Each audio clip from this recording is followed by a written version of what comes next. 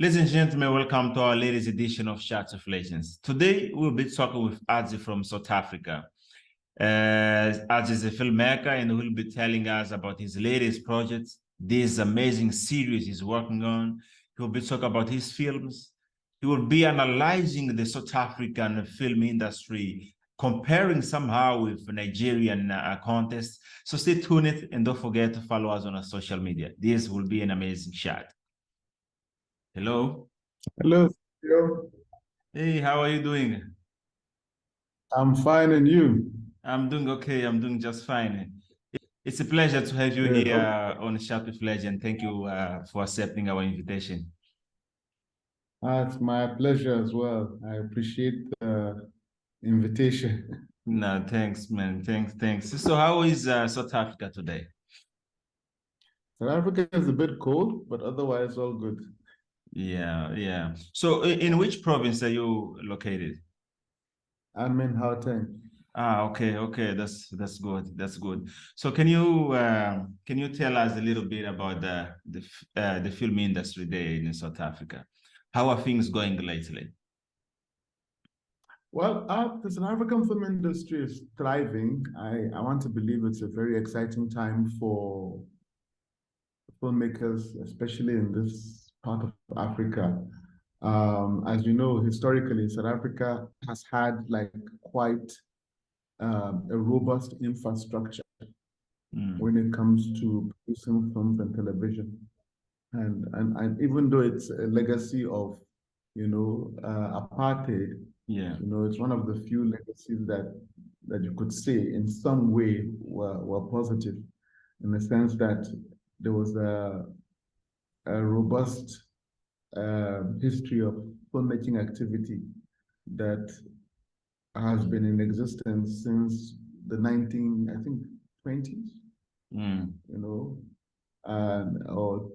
and 30s and 40s, which of course, was motivated by propaganda films that the apartheid government wanted to make to more or less, always, reinforce their culture and their Yeah. position and their political ideology. So that infrastructure and system basically was in existence, from funding right down to development, production, and even exhibition. Mm. Because as you know, South Africa has the most extensive network of cinemas on the Mm. entire continent. And, Mm. and, and cinemas represent, for lack of a better word, a marketplace where Okay. films can be consumed by a mass audience, you know. Mm.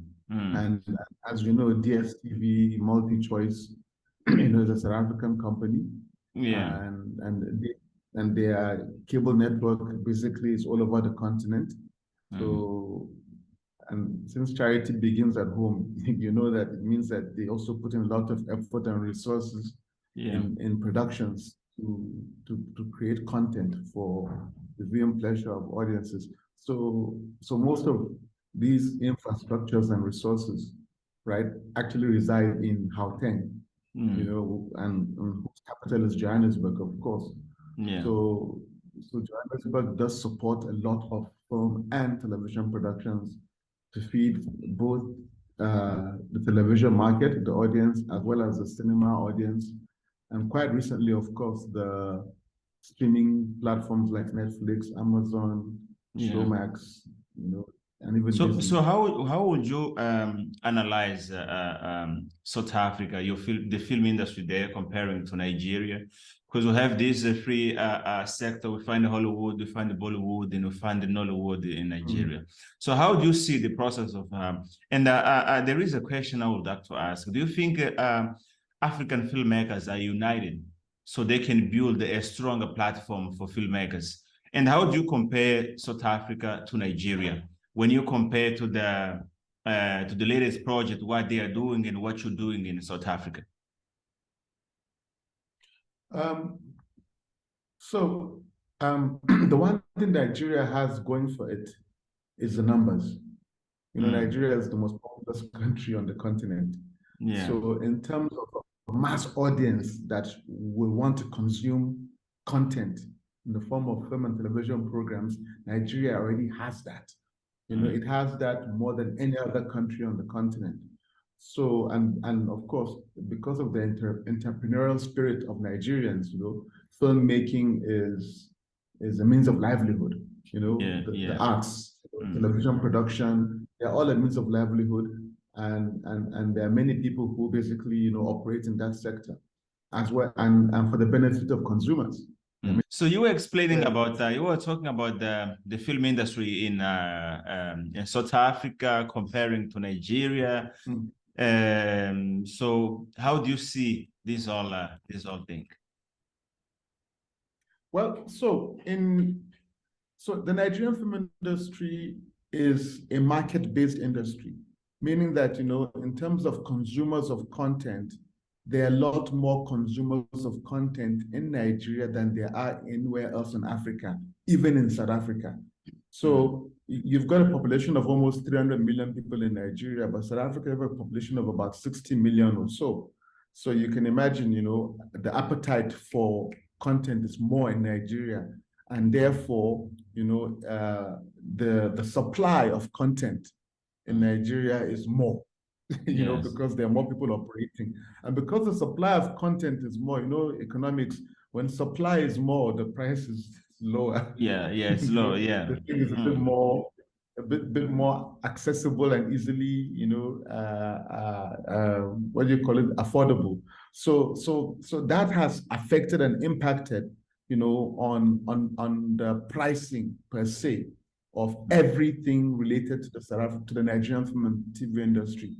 For example, if you're an actor and you are charging, let's say, 10 million naira for a project, if a producer finds that 10 million naira is too much for him, they will find somebody who will always go lower, because, like I said, the volume and surplus of operators is a lot, and pretty much like what happens in India, because of too many operators. In South Africa, because the South African film and TV industry put together doesn't have more than 30,000 people operating in it. I'm talking about both cast or crew.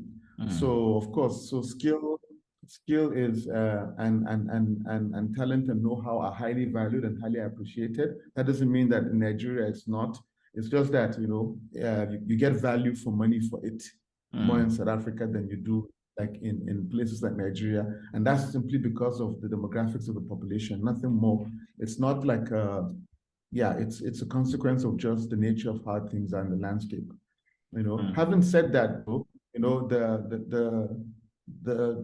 it's only of recent South African films have begun to be very, very indigenous in the nature of their content, or in the nature of the stories that they tell, because the country, because of the mix, the racial mix, you find that the content, that skews towards Eurocentric appetite and palate, or a Western appetite or palate, tend to be made, whereas in Nigeria, the content is purely made to be consumed within but how do you see, what do you think are the challenge for young filmmakers, for the newcomers?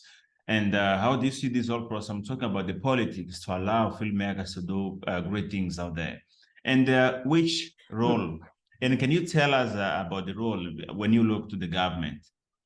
Which kind of politics do you expect from the governments so they could allow filmmakers in South Africa to turn their ideas into reality?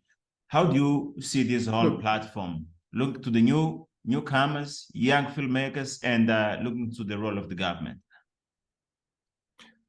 The South African government, I think, in Africa is the most active government when it comes to supporting filmmakers and television projects, because there are institutions already in place in South Africa that have been in place for a long time that supports even first-time filmmakers. So young students who come out of school. So let's just start with education, right?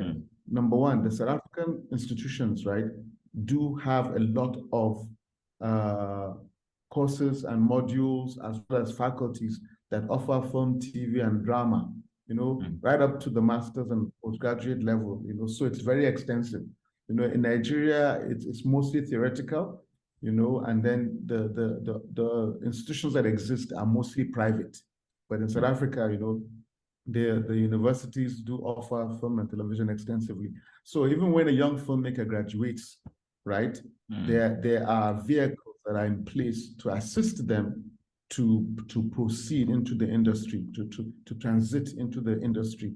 So they've got the National Film and Video Foundations Board that basically, you know, offers grants, you know, and soft loans to first-time filmmakers, provided they can prove that they have a project worth backing and worth funding.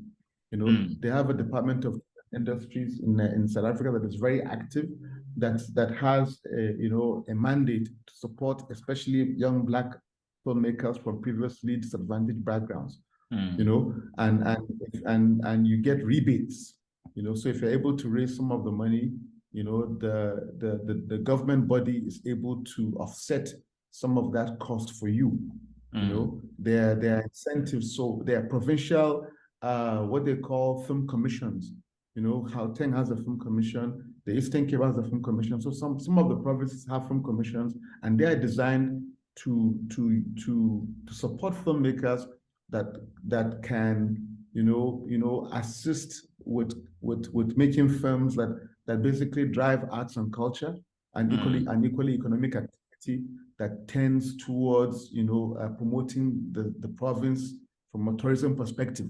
You know, and also some provinces even consider film as an economic, what do you call it, as an economic tool, you know, an exportable economic tool. You know, just like how the Americans export. You know, that is the outlook of that the South African government has when it comes to film. You know, in Nigeria, it's not always the case. You know, Nigeria is mostly the private sector that basically supports the film industry completely. You know, 100%. You know, I mean, they do have, the Nigerian sector does have what they call the Bank of Industry that offers also loans, but these loans also, you know, are loans that need to be repaid.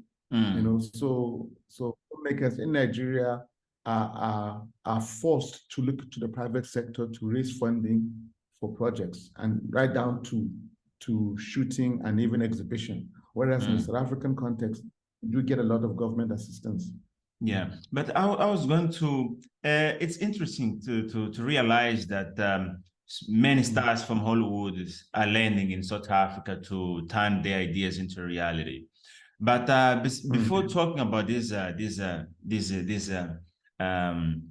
reality, I was going to ask you, how do you see your film industry, South African film industry, when you go back to Tsotsi, this movie that actually granted an Oscar to South African film industry, and how do you access the fact that the Hollywood is going to South Africa to turn ideas into reality? I'm talking about movie like The Woman King, where you find there Tuzun Mbedu from KwaZulu-Natal, Viola Davis, etc. How do you access the fact that South Africa is gaining so much attention in the film industry?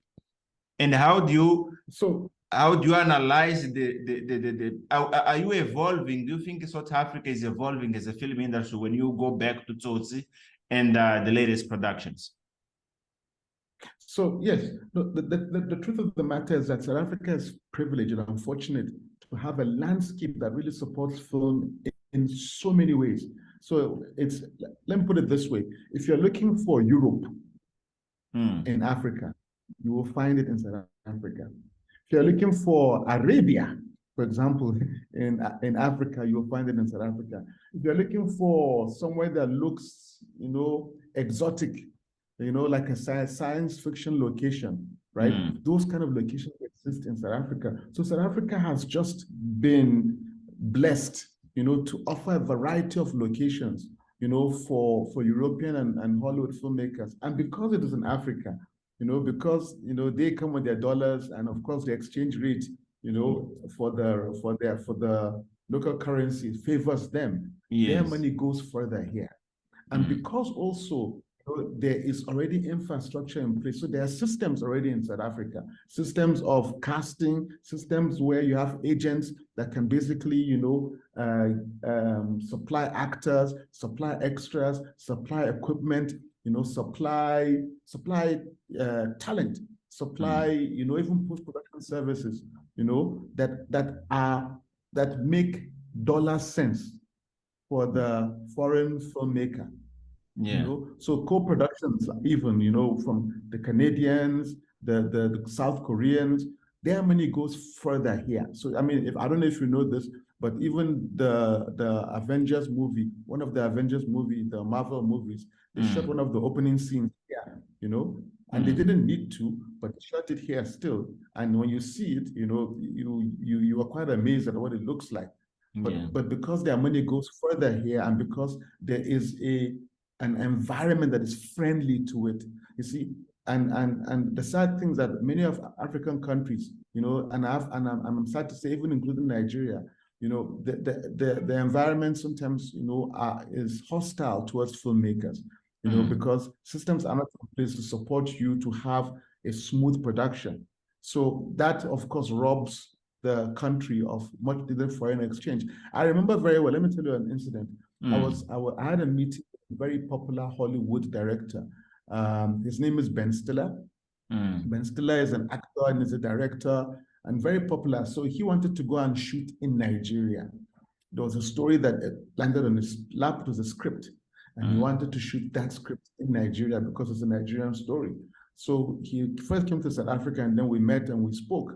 And then I told him, well, look, it's going to be a bit difficult because of, the systems that need to be in place in Nigeria. Even though everybody says Nollywood is the biggest film industry in Africa. In Africa, yes. And it's third, after Hollywood, then Bollywood, then we find Nollywood. Yes, the reality is that the systems are not as in place as we think they should be. So that means every film you see being made in Nigeria is made by people who really push against serious opposition to make their film.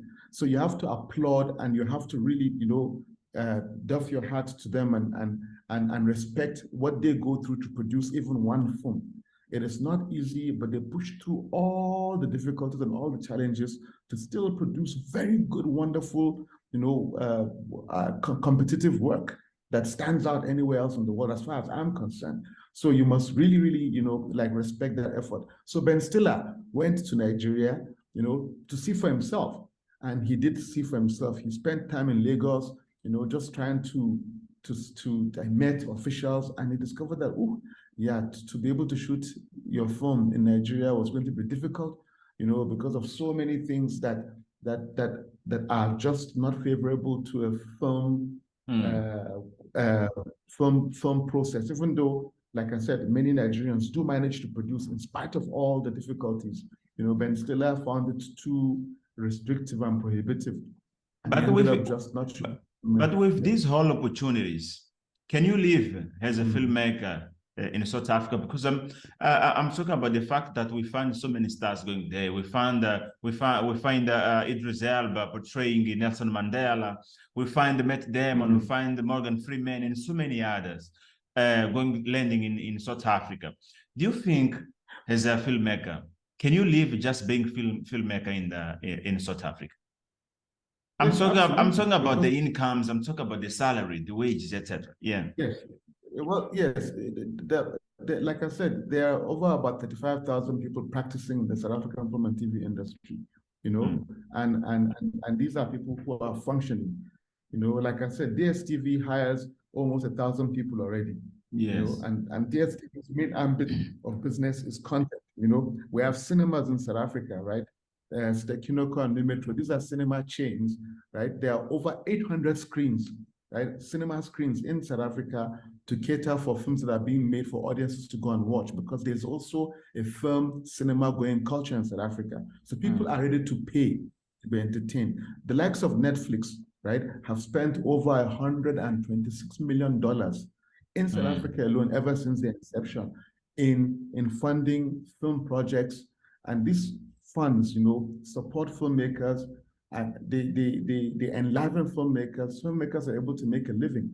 The system of television in South Africa operates on what they call a commission process or basis, in the sense that a TV station pays producers, independent producers, you know, because there's nothing like a government producer, independent producers to create content. So they outsource the creation of content to independent people. So they're not made in-house like in other parts of Africa.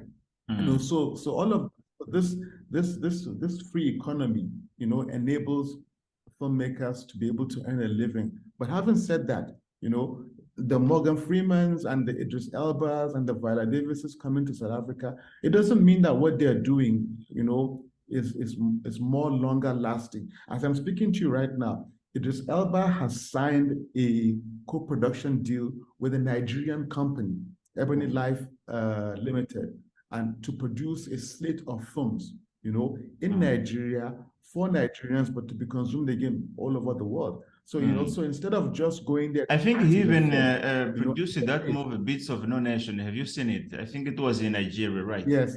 Yeah. No, it was shot in Ghana. It was in Ghana. Yeah, yes, it was in Ghana. Yeah. It was in Ghana, even though the book it's a Nigerian book. Yes, you know, yes, it's a Nigerian novel, right? But it was shot in Ghana, you know. So you see that. So those kind of endeavors, right, are longer lasting in helping the environment develop as a film community. We're putting down resources. So by the time Idris Elba goes to shoot there, you know, he brings some of the funds that he has been backed with to produce a slate of films. Work is being created there, infrastructure is being created there, systems are being put in place to facilitate further productions. Whereas here, you know, even if Idris Elba comes to shoot here, he's only filming and then he's going. So it's more of window dressing, you know. It's a surface kind of engagement, which doesn't really leave any long-lasting impression on the film community. Yes. But whereas what is happening in Nigeria tends to leave a longer-lasting impression on the film community. Whereas people can come afterwards, young filmmakers, like you were saying, can come and benefit from those systems that have been put in place by the likes of Idris Elba, not just acting, but producing. You know, but this whole passion of yours, where did you get it? Do you still remember your first desire of becoming this professional filmmaker you are today? And can you tell us about the first step and those people that actually moved you, inspired you the most, so you could dream of becoming the professional you are today? Well, the first people that inspired me were the people that I saw on TV. Okay. You know, growing up, you know, you watched films and you saw, you know, actors, and they inspired you.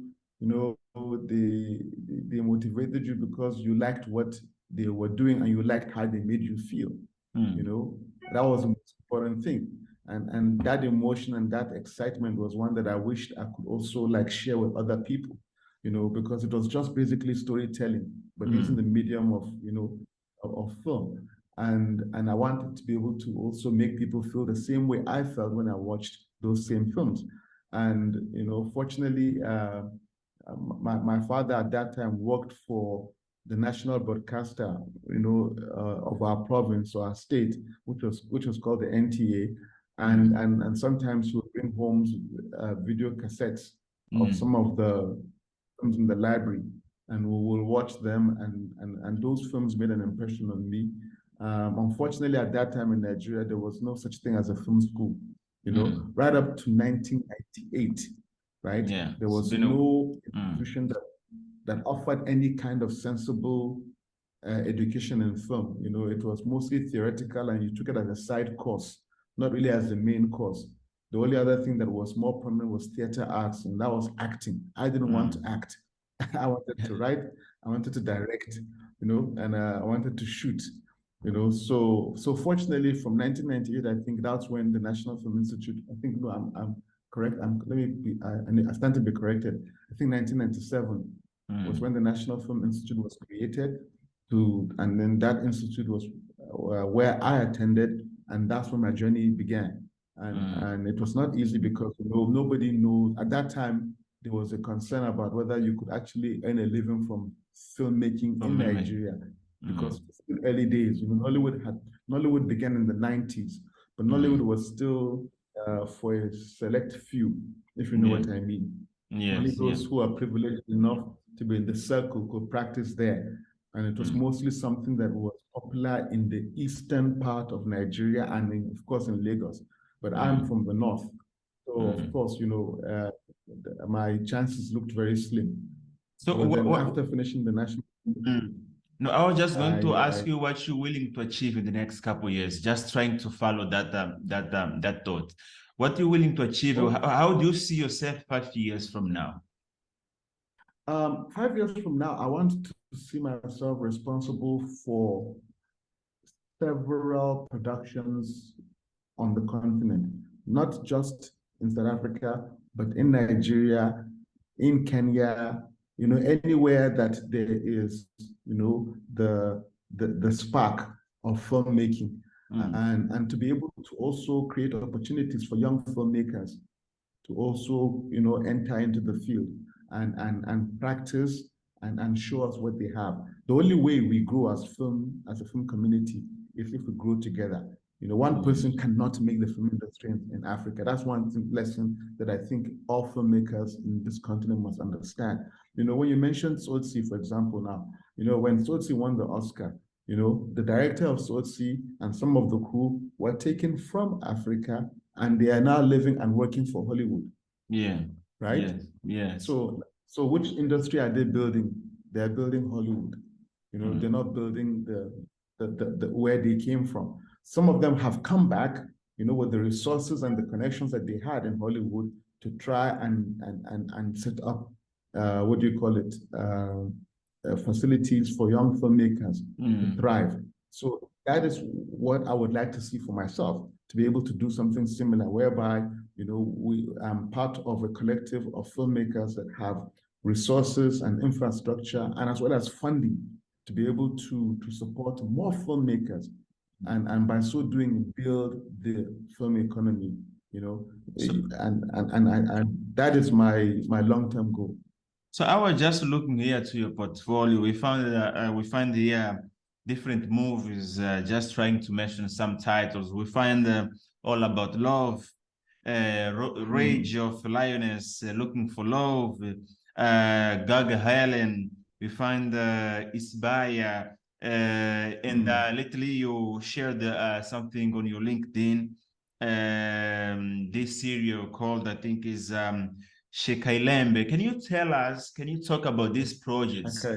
Shekaile, yes. Can you tell us about these projects? And is there any project you feel most proud to have the privilege or the possibility of working on? That kind of child you say like, oh man, this is the best child I ever had when you look at your projects. For me, it will be Shaka Ilembe, of course. Because I mean, Shaka Ilembe is, let me just give you some insight. When I was in film school in Nigeria, right, there was a series called Shaka Zulu. Yes. Was made in 1987, I think. I think it was made in 1987, and it traveled all over the world.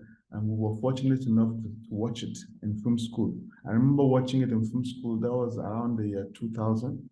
And I was just blown away by how it looked, you know, the scale of it. And it was, you know, the story of Shaka, the Zulu king, who was responsible for building the Zulu empire. And that was when I decided that I was going to actually go to South Africa to study postgraduate in terms of knowing how to make films, because I thought if the South Africans can do that, you know, then that's where I should be. You know, where I can learn to make films about my country, about my continent, about my people. Because the thing about Hollywood is that if you go to Hollywood, you will just, you know, be absorbed into to make their own film. So I wanted to be able to make films about our people, because the thing about the African, you must understand, the most important thing about African storytelling is that the only way people know you and me is through our stories. You know, if they only know us through our tragedies, you know, through our wars, through our coups, through our political instabilities, then they don't really know us.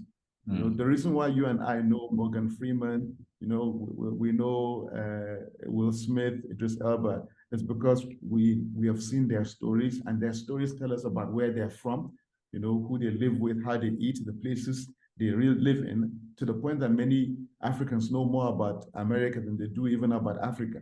Yes. So the way to know somebody properly, to form an intimate personal relationship, is to know their stories. So for me, it's about knowing our stories. So that was why it was important for me to come to South Africa, to learn how to make films so that I could tell our stories, our African stories about my people, our people, so that we are known, so that we're not strangers in the global community, so that we are known. People know us. People appreciate us as human beings. So that was my journey. And what has happened is that I came to South Africa in 2003, Yes. right? To basically, start this journey of learning, and then as God will have it, I find myself now working on the new version of the same thing that brought me here almost 20 years ago and which is the new Shaka Ilembe series, which so far everybody has said has been the best thing to have come out of the continent, in the sense that it was made by Africans only. There was no American hand, there was no British hand, there was no European or French hand. This was made by 100% Africans and Africans only. Congratulations on that. Yes, so it is an honor and privilege to be part of that collective of wonderful creatives who put together such a powerful project. So for me, it is about things have come full circle, and I can only hope in the future that there's more of these kind of stories are embraced. You asked a question about the politics of filmmaking. How does politics interfere with it? The thing is that if you're in an environment where the people with resources, meaning the people with power, can see the value in these kind of projects being made, right? That is where we need to be. We cannot be afraid of filmmakers telling stories that show us a negative light. A story about anybody matters, whether it's good, bad, or ugly. It doesn't matter. It's a story about the person. So the reality is that is what we need more of. We need the support from the government, from the private sector.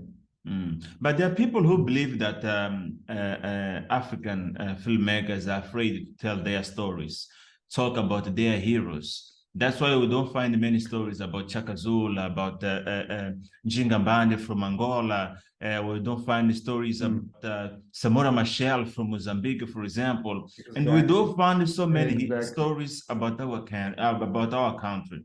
But most of the time, we just see people from Hollywood coming to Africa to tell our stories. So what do you think is lagging here? No, are we afraid to tell our... Yes, I'm listening. It's not fear. I think it's a deliberate attempt to bottleneck the rise of Africa, if you know what I mean.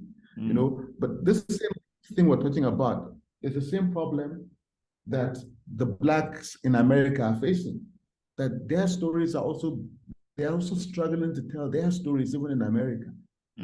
They are Blacks, they are Americans, they call them African Americans, but try and find out from them, whether it's easy for them to access funds to make and tell their stories. The ones who are succeeding are the likes of Tyler Perry, Spike Lee, but a lot of Blacks in the US and in the UK complain that they struggle to access funding to tell their stories. Yes. Unless they are Oscar-winning directors, unless they are, award-winning directors or script writers, nobody looks in their direction.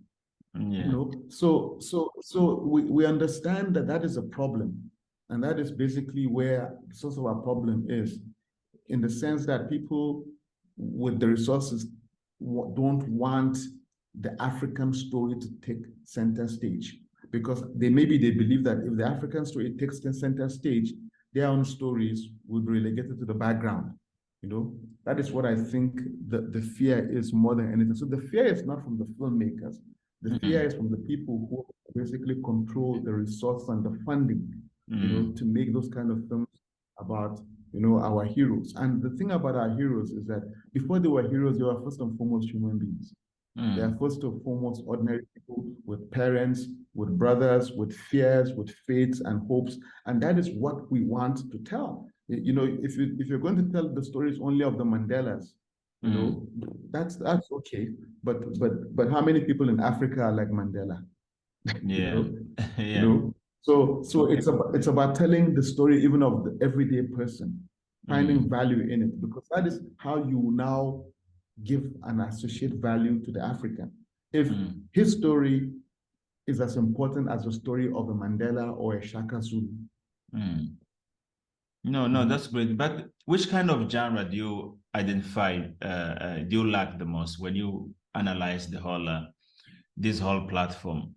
Is there any genre you think is it's most interesting working with or working on? I mean, for me, when people talk about genre from an African point of view, I tell them that I don't think we should do that, and I'll tell you why. Because when you talk about Bollywood films, you don't talk about genre. You consider all Bollywood films as what? Bollywood films. Whether they're horror, comedy, you just consider them Bollywood. When you talk about films from Asia, like South Korea, you don't go, oh, this is a horror film. No. You consider the film what? You say it's a South Korean film or it's an Asian film. Same thing with Chinese films, Yes. You give them the genre based on where they come from. If that makes any sense. Yes, because whether it's a horror, comedy, romance, or drama, what is important is that it comes from a particular context.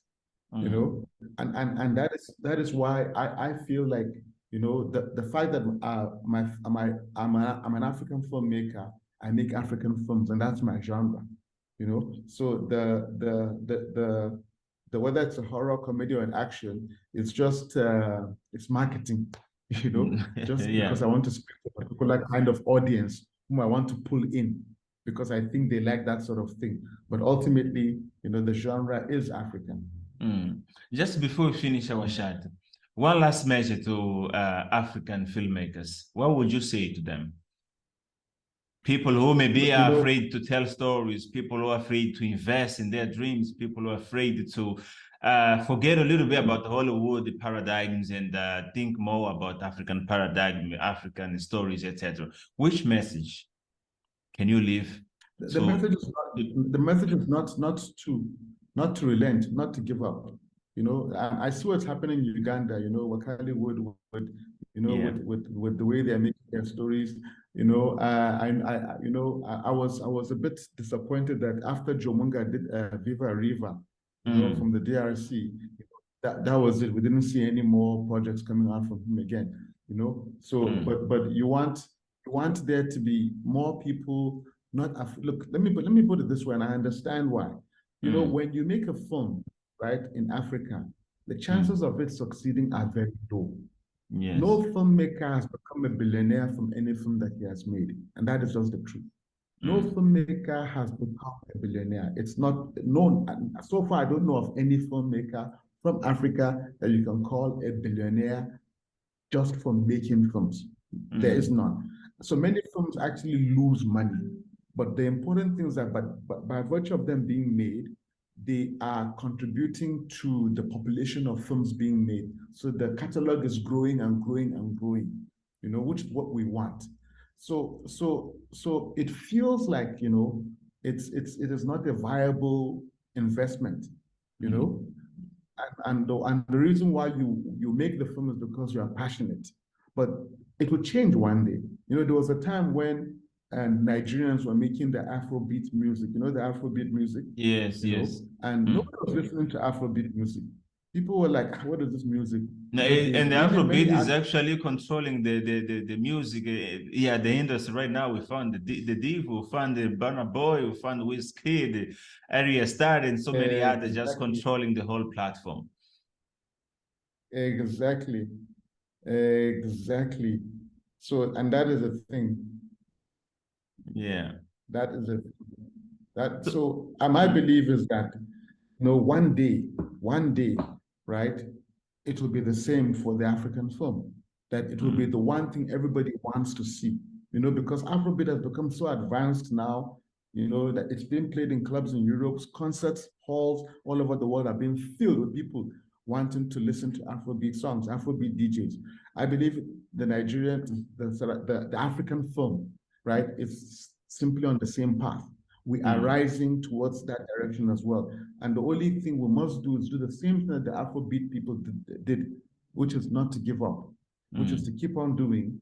And even if the film fails, and people tell you, oh, your film failed, your film is horrible, don't give up, still make another one, learn from the mistakes of this one, see what you can do in making the other one succeed. Just keep on doing it. And also, it's very hard to know what kind of film will succeed. The only way you can know is by making it. You know what I mean? So the trial and error must continue. So of course, there's a fear, but the truth of the matter is that you have to overcome that fear. If you are serious about giving something, to the world, then you will never be tired of the effort and the endeavor. But if you are thinking of what you are going to get instead, then just change careers now and go into something like accounting, where you can manipulate and keep the money for yourself. But the film industry is a calling. It's a calling. I don't think you choose it. I think it chooses you. That because that way, you do everything in your power, including losing your sleep, to make sure that at least you make progress in one project or the other, whether it's writing, whether it's directing, whether it's editing, whether it's cinematography. Because with technology now, the equipment aren't as expensive as they used to be. With your cell phone, which most phones now can shoot 4K, right? Yes. Or even 2K.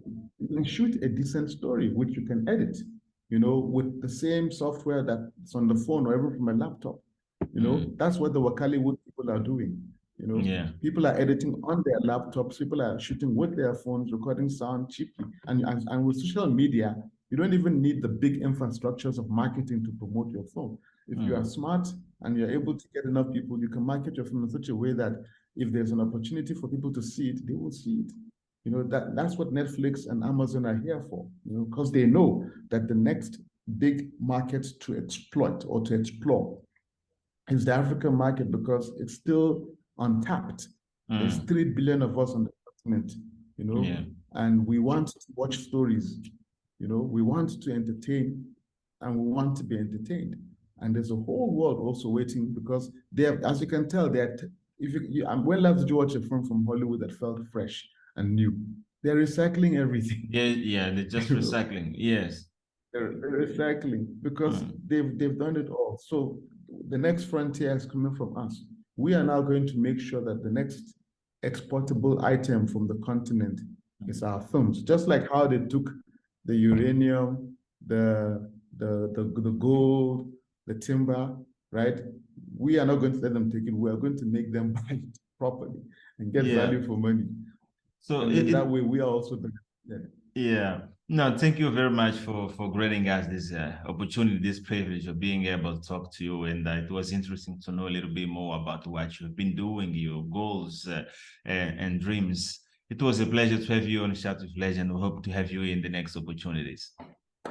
Thank you so much. Thank you, Sergio. I really appreciate you. Thank you, and hope and audience enjoyed the talk. Thank you. It was amazing. It was amazing to talk to you. Thank you. So have a great day. Bye-bye. And thanks. Good night. Bye. Good night. It was a pleasure to have you there. We felt your presence. We hope to have you here on the next opportunities of Chats with Legends. See you there.